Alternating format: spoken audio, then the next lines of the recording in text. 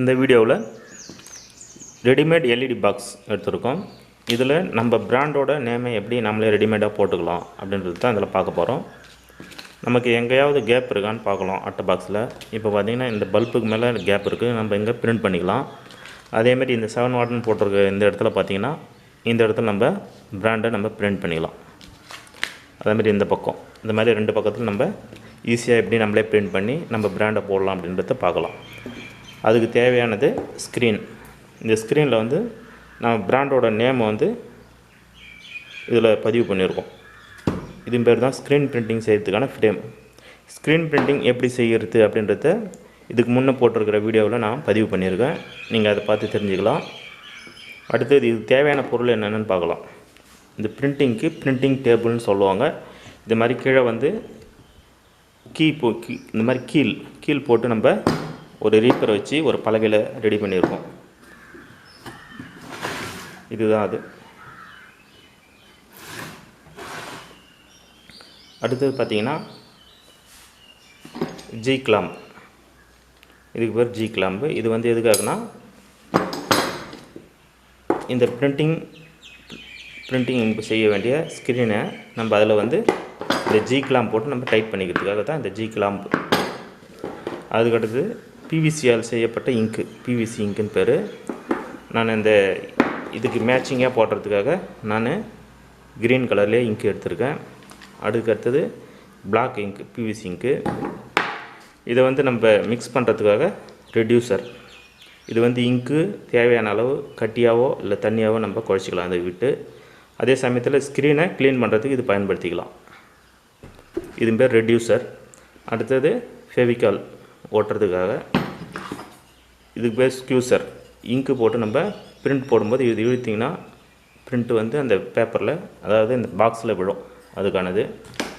அதுக்கப்புறம் துடைக்கிறதுக்கு ஒரு சின்ன வேஸ்ட் துணி. இப்போ எப்படி பிரிண்ட் போடுறதுன்றதை பார்க்கலாம். இப்போ முதல்ல இந்த ஃப்ரேம் எடுத்துட்டோம். இந்த ஃப்ரேமை வந்து இதில் வந்து ஃபிட் பண்ணிக்கலாம்.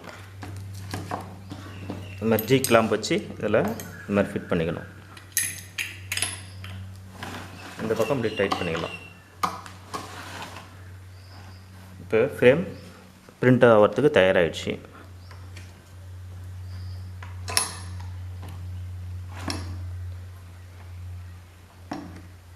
இது மாதிரி தூக்குற மாதிரி வந்துடுச்சு. இப்போ ரெடி ஆகிடுச்சு. இப்போ வந்து இங்கே வந்து மை போட்டு முதல்ல ஒரு பேப்பரில் பிரிண்ட் எப்படி ஆகுதுன்னு பார்த்துக்கலாம்.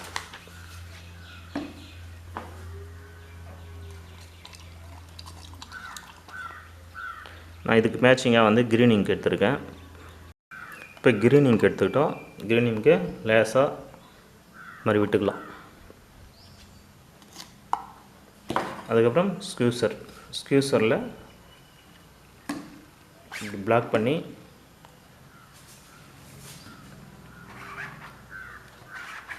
இழுத்திங்கன்னா போதும். பிரிண்ட் வந்து இது மாதிரி கீழே விழுந்திருக்கும். இங்கே பாருங்கள், ஜூம்னு பிரிண்ட் ஆகிருக்கு.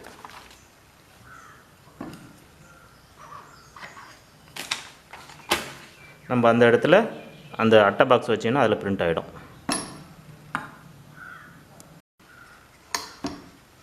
இப்போ எப்படி பிரிண்ட் பண்ணுறதுன்னு பார்க்கலாம்.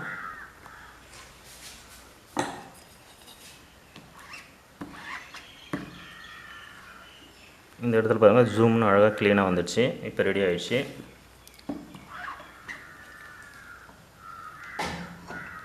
இந்த இடத்துக்கு நேராக இதோட அட்டை பாக்ஸை இந்த பகுதியை வந்து வர வைக்கணும். அதுக்கு என்ன பண்ணலான்னு பார்க்கலாம்.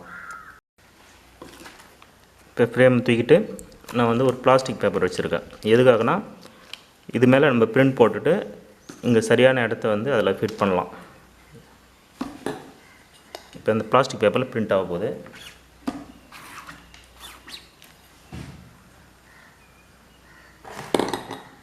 இங்கே பாருங்கள், ஜூம்னு பிரிண்ட் ஆகிருக்கு. இப்போ இந்த பேப்பரை சாதம் எடுத்துகிட்டு இந்த அட்டையை வந்து எங்கே வரணும் பிரிண்ட்டோ அங்கே வந்து நம்ம தள்ளி வைக்க போகிறோம். இப்போ நம்ம இந்த இடத்துல பிரிண்ட் பண்ண போகிறோம்.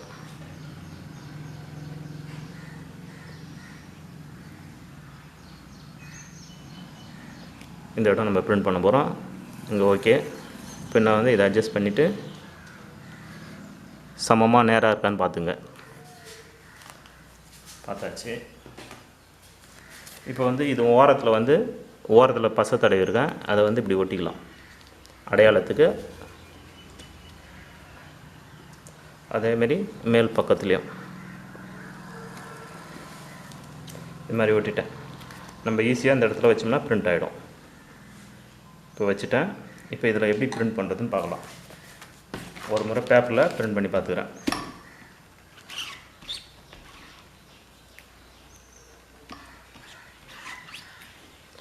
காஞ்சிட்டு இருந்தால் அந்த ரெடியூசர் போட்டு நம்ம க்ளீன் பண்ணிக்கலாம்.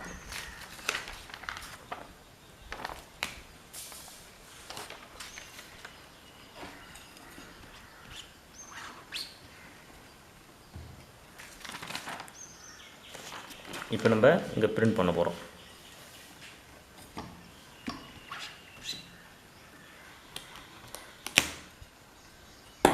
வாவ், சூப்பர் பாருங்க. இப்போ இந்த இடத்துல ஜூம்னு நம்ம பிரிண்ட் பண்ணிட்டோம். அதேமாதிரி இந்த பக்கத்துலேயும் நம்ம பிரிண்ட் பண்ணிக்கலாம்.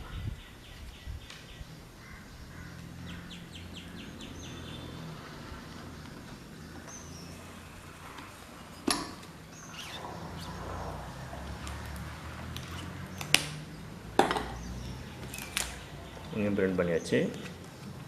ரெண்டு பக்கம் நம்ம பிரிண்ட் பண்ணிட்டோம். இப்போ நம்ம பிராண்டை ஈஸியாக எப்படி அட்டை பாக்ஸில் பிரிண்ட் பண்ணுறதுன்னு இப்போ தெரிஞ்சு போச்சு. அடுத்தது இந்த பாக்ஸ் எடுத்துருக்கோம். இதில் வந்து இந்த இடத்துல பிரிண்ட் பண்ண போகிறோம். இதுக்கு வந்து நான் பிளாக் இங்க் எடுக்க போகிறேன். இப்போ வந்து ஏற்கனவே இந்த ஸ்க்ரீனை தொடச்சிட்டேன், லேசாக தொடச்சிட்டேன். இப்போ வந்து பிளாக் இங்க் எப்படி அப்ளை பண்ணலான்னு பார்க்கலாம்.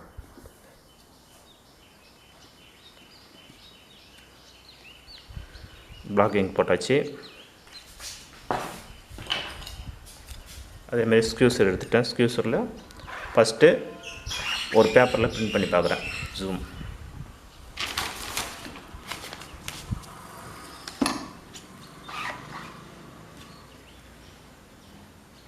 பிரிண்ட் ஆகிருக்கு. இப்போ இந்த இடத்துல நம்ம அந்த பேப்பர், அதாவது அட்டை பாக்ஸ் எப்படி வைக்கலான்னு பார்க்கலாம். ஏற்கனவே செஞ்ச அதே முறையிலே தான். இந்த பிளாஸ்டிக் பேப்பர்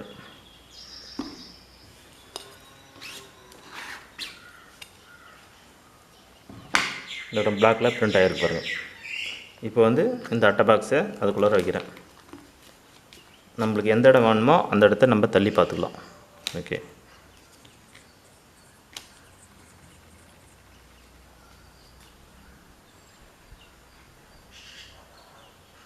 வச்சுட்டேன். இப்போ வந்து இதை வந்து தள்ளி இது மாதிரி பொருத்திக்கலாம். இது மாதிரி அனுப்பி வச்சுக்கணும். வச்சாச்சு. இப்போ ரெடி ஆகிடுச்சு. இப்போ பிரிண்ட் போட போகிறோம்.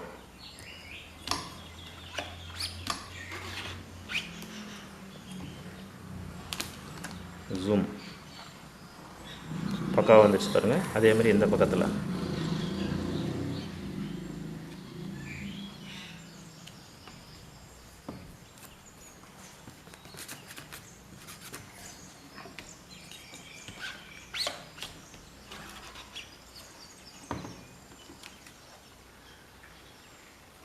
நீங்கள் இந்த மாதிரி உங்கள் பிராண்டை ரெடிமேட் அட்டை பாக்ஸில் நீங்கள் பிரிண்ட் பண்ணி முதல்ல இதை மாதிரி சேல் பண்ணிக்கலாம்.